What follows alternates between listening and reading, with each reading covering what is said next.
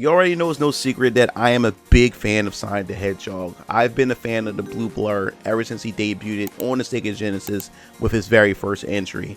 And I have to say this, I know I'm getting away my age, but yes, I am that old. And it's always a treat to see what new entries or what new games that Sega has in store for Sonic fans like myself. Rather it's for the good or the bad, I'm always here for it. And most importantly, what I enjoy the most is when Sega actually wants to experiment with the character. It shows that they're invested in Sonic's legacy and what he has brought to pop culture in itself. And today we're going to talk about the Sonic Racing series, more specifically Sonic Racing Cross Worlds, which was recently announced, and we got a chance to actually see some gameplay of this particular title. Now, the thing is, if you don't know my history of the Sonic Racing games, I've been a fan ever since Sonic Drift had been released on the Sega Game Gear. Yes, I've owned the Sega Game Gear as well, and Sonic has always been that competitor to Mario. And some guys, or some of you may even find this controversial, may not agree with me. I enjoy Sonic more than I enjoy Mario. So when Mario had Mario Kart, you damn sure better believe that if Sonic's coming out with a racing game, I have to go out and support it. So I've been a fan since Sonic Drift. And now we have Sonic Cross Worlds. Now the thing about Sonic Cross Worlds, what I really enjoy, is the fact is that what they've done, they took all the generations of his Sonic racing games and then blended them into one, which is quite surprising because I'm going to be honest, when it comes to Sonic Tag Racing, which was the last Sonic racing game that we had received, it wasn't really that good. I didn't really like it that much. And only reason why I didn't like it that much is the team aspect. I can give it to them. Trying something different is not always, easy to do. And I give them credit for that. A team racing game, I like the idea of that. Me and my brother Keo and Strike, we played it. But the thing it was missing, is missing something that was so special when it came to the Sega All-Star Racing.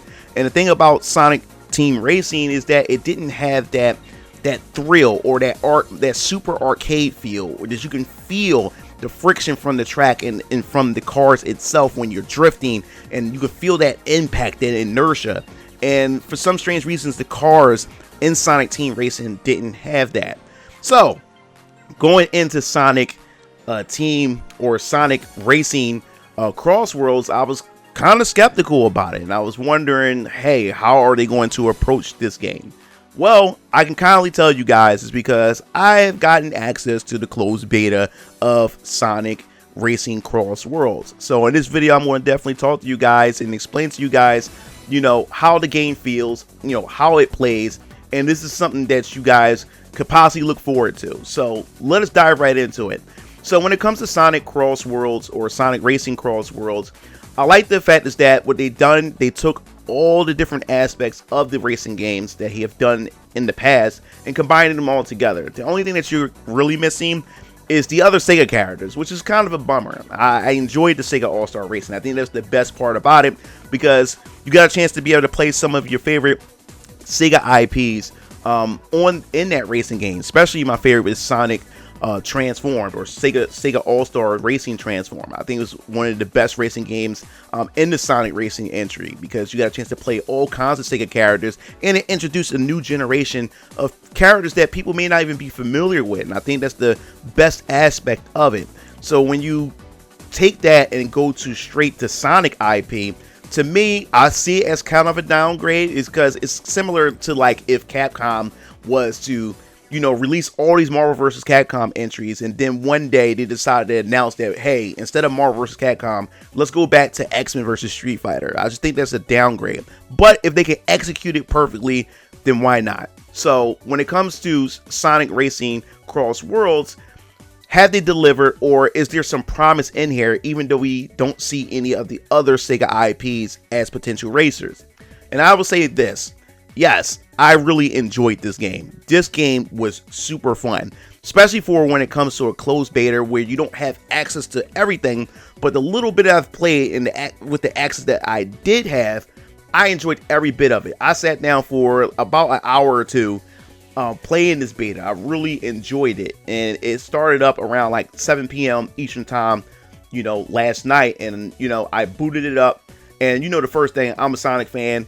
I definitely got to go in and actually try out Sonic first. Now, the thing you have to also realize is that in this game, compared to the others, the characters that you select is not exclusive to a particular vehicle. This time you can actually take your character and you can put them in pretty much in different class types of vehicles. You have your speed vehicle, your handling, you got your heavy, you got your acceleration type vehicles. So you can pick Sonic and put them in the heavy car. You can take Knuckles and put them in the speedster car. So it's pretty much fully customizable. So you better create the experience that you want when selecting the cars or whatever car that you want. And the thing is, as you play through the races, you get these tickets, and these tickets allow you to pretty much unlock other customizable options, which we'll get into as well. But of course, I picked Sonic, and I pretty much changed up his speedster car just a little bit. You know, put some new tires and put a new like front and also the back part of the car just to give it a try. And man, once we got into the road and you select your tracks, they didn't really have many tracks. I think we had like maybe 3 or maybe 6 tracks, if I can remember, that you're able to play. Now, how the races start out is before you go into the race, you can customize your vehicle. And not only customize your vehicle, you can actually attach weapons from the start, that you can start out with a particular type of weapons and abilities.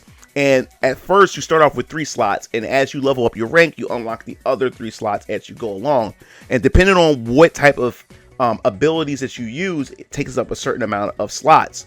So when you start up a track, you begin your race and you hold the X button, or if you're playing on the Xbox, maybe it's the A button, and you can actually hold it down and you see a meter to where you can be able to start off with a boost, which I also think is pretty cool. You have a nice little cool mini game that goes with it before the actual races start.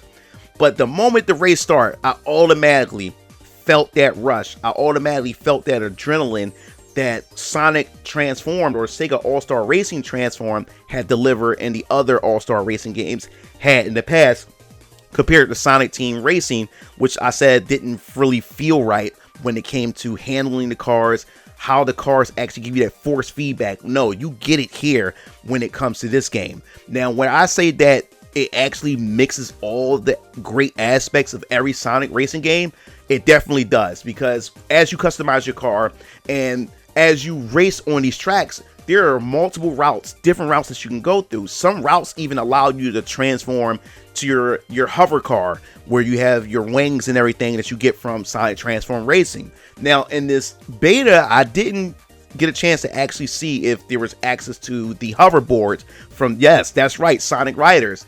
In the trailer, they showed that you can actually get the hoverboards from Sonic Riders, and also there's going to be characters from Sonic Riders that will also be playable characters, but they wasn't playable characters, I believe, in this closed beta at all. So we want to wait and see what other characters are going to be available.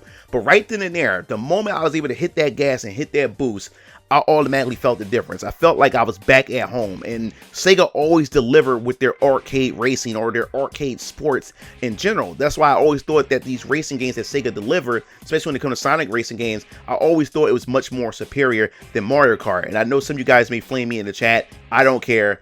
It may be biased, but I love Sonic. But Sega has always been the master of that arcade feel, and this game is no different. And what I love the most too is how they had the depiction of once you hit the R1 button, you get into this drift, and when you drift, you have the actual drift meter, and it shows you your drift level as you hold the drift as long as you can to give you that boost. So there's a lot of visualization that allows you to plan out your strategies and how you maneuver on these tracks. And of course, when you first start these type of racing games, it's getting used to the tracks and their layouts. And once you become a master of the tracks and these layouts, you get better at these.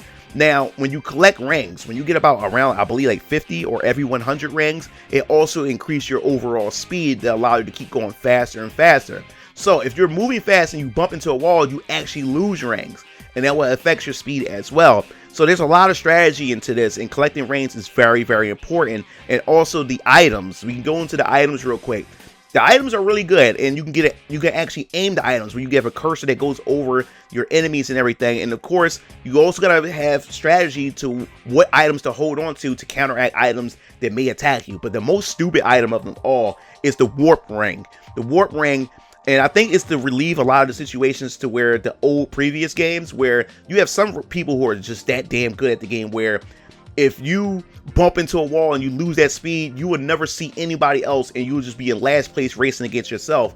And now you got the warp ring, and the warp ring can actually skip you past so many drivers and everything. So you get a situation to where you're able to just skip past a lot of these racers and stuff. So it's a perfect strategy to wait and hold on to those type of items once you do get them. And I think that's also pretty fun. Now, where does the cross dimensions come into, or the cross worlds? Well, once you hit the second lap, whoever's in first place, whoever's ahead, there's going to be 2 rings, dimensional rings, or that's ahead of them. And they will select the destination for the rest of the racers. So if you're in the front, you choose. And then sometimes you have a random world and you don't know which world you want to jump into. And it's just so awesome how the stages just change. I know there's a lot of processing power, you know, behind that, just up and just switching a level just like that. And once you go through those worlds, man, it's just incredible, man. Sometimes your vehicle might go straight into a boat, or may go straight into a hover vehicle, and it all depends on what it is. You got a pirate level, you also got a fiery volcano, then you got this cloud-like level, and the music is just beautiful, especially for the cloud level when you go through that warp.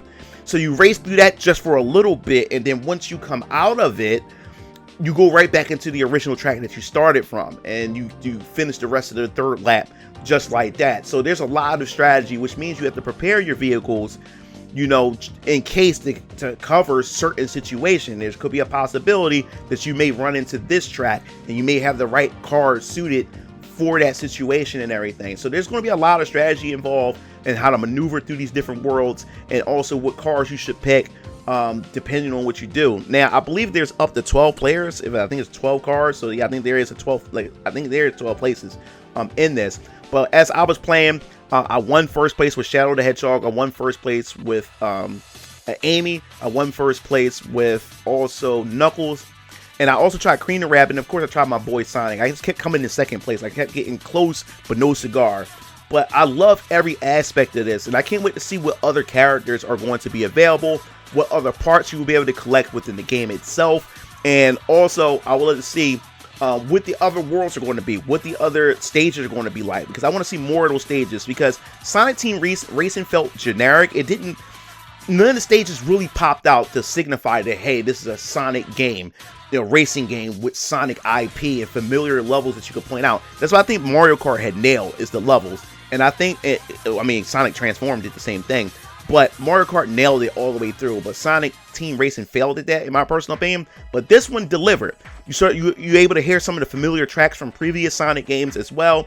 And I love the track designs and the obstacles and everything that coincide with these levels. So they're starting off pretty strong, and I'm looking forward to see how well they deliver once the full product come out, or if they ever release an open beta for more people to actually get a try.